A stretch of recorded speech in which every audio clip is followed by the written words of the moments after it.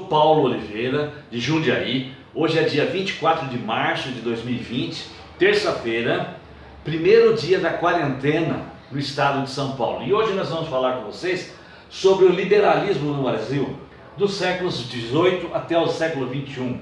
Começamos aqui pela Inconfidência Mineira, que é da nossa história, que a gente conhece muito bem, né?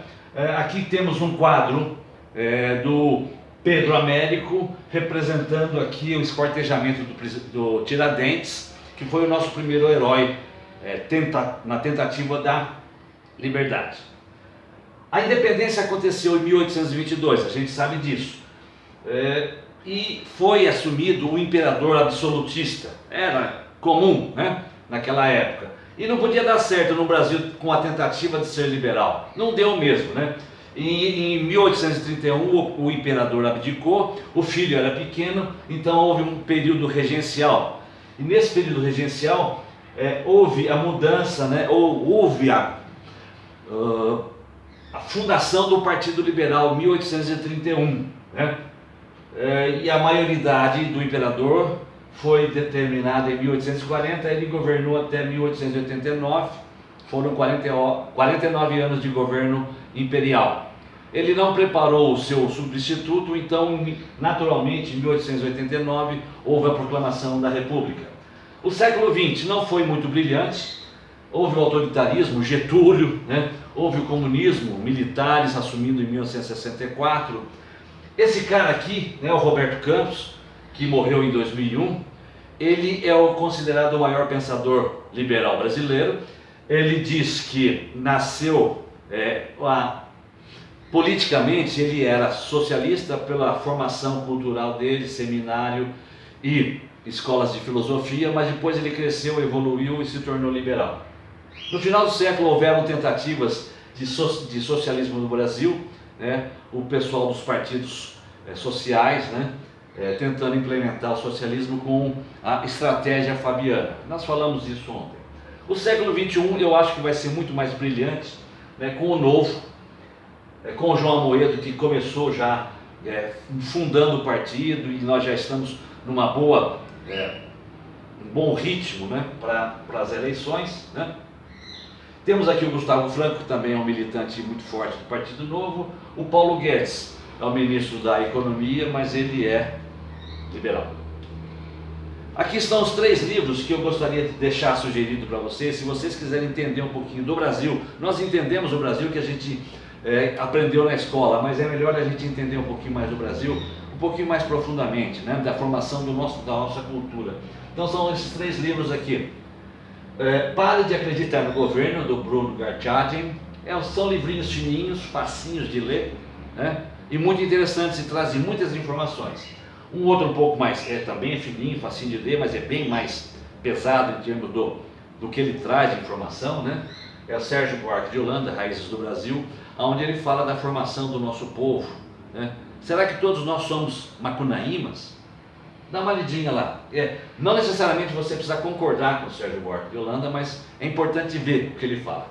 E esse outro livro aqui, Os Donos do Poder, Formação do Patronato Político Brasileiro, do Raimundo Faoro, é um livro muito mais pesado e também grosso pra caramba. Ele é um gaúcho, valente, escreveu esse livro, e realmente esse livro eu acho que é fundamental também para que a gente quiser entender, né? Esses 3 livros, só um comentário, uma frase de cada um deles. O brasileiro detesta os políticos, mas adora o Estado. Né? O Bruno Gartchagen, né? Pare de acreditar no governo. O outro livro é o Raiz do Brasil, do Sérgio Buarque de Holanda. Ele cunhou o nome, né, do homem cordial aqui no Brasil. Nós somos superficiais, né? Nós somos pessoas que não temos aquele determinação de outros povos. Não, eu não concordo com isso. Então, mas é bom a gente ler para ver o que o cara fala, tá? E Os Donos do Poder, a formação do patronato político brasileiro, do Raimundo Faoro, e ele fala sobre o estamento burocrático, essa fase que ele cunhou, né? Na verdade, é sobre os funcionários públicos federais de altíssima qualidade técnica e formação intelectual, mas também de altíssimos salários, que estão lá encostados no poder desde o Brasil colônia. E cada geração eles substituem e continuam lá, né? Desde a capital em Salvador, depois a capital no Rio de Janeiro e agora em Brasília, né? O liberalismo do Brasil, a gente tem algumas revoluções que aconteceram, né? Por exemplo, a Inconfidência Mineira, foi a primeira, 1789. Eles estavam inspirados pela França e dos Estados Unidos, por aqueles autores liberais, e os abusos nos impostos dos portugueses. A derrama de 20%, hoje estão pagando 45% de imposto, naquela época era 20%. Mesmo assim, houve, né, a Inconfidência Mineira para libertar o Brasil de Portugal. Naquela época o ouro ia tudo embora para Portugal. Em 1798 houve a Conjuração Baiana, né? A abolição dos escravos, lá na Primeira República Brasileira, lá na Bahia, em 1798, antes da independência, estava se tentando, né? Houve a proclamação da República e houve a abertura dos portos. Os baianos tentaram fazer, depois houve uma contra-revolução dos portugueses, mas ficou lançada a semente. A Revolução Pernambucana também, em 1817, a família real já estava no Brasil, estava fazendo maior farra lá no Rio de Janeiro, e grandes somas de dinheiro para sustentar a corte no Rio de Janeiro. O Pernambuco sempre foi um estado muito desenvolvido, até hoje ele é um grande estado lá do Nordeste, tem muita produção, né? E naquela época ele sustentava a corte, e realmente houve revolução com apoio dos Estados Unidos, até de oficiais do Napoleão, né? Aqui no Monumento da Independência, lá no Ipiranga, em São Paulo, aqui está o Monumento da Independência, mas aqui na frente do monumento tem um outro monumento que é a homenagem a todas essas conjurações e revoluções que foram as sementes para a independência do Brasil. E aqui estão as bandeiras deles, né? E são as bandeiras dos estados hoje, com alguma mudança, mas essa bandeira de Minas, né, a bandeira da Independência Mineira, aqui é a bandeira da Bahia, né, que foi da Conjuração Baiana, e a bandeira de Pernambuco. A Reforma Liberal, em 7 de abril de 1831. Você sabe por que tem uma rua em São Paulo que chama 7 de abril? Houve uma tentativa de limitação do poder moderador em 1831. Foi feita a tentativa, mas havia toda uma estrutura política para suportar o imperador, e ele conseguiu ficar até 1889. Eu também gosto de relembrar, depois da independência havia liberdade? Eu acho que sim, porque nós no Brasil sempre tivemos uma certa facilidade. A liberdade não é 100%, não é irrestrita, existem leis, existem coisas que a gente tem que seguir. Mas quando os portugueses chegaram no Brasil, aqui um mapa antigo, haviam 3 milhões de índios no Brasil, a estimativa, né, da nação Tupi-Guarani, que ia desde lá do Maranhão até passava por São Paulo aqui, e ia até lá embaixo, no Paraguai e Uruguai.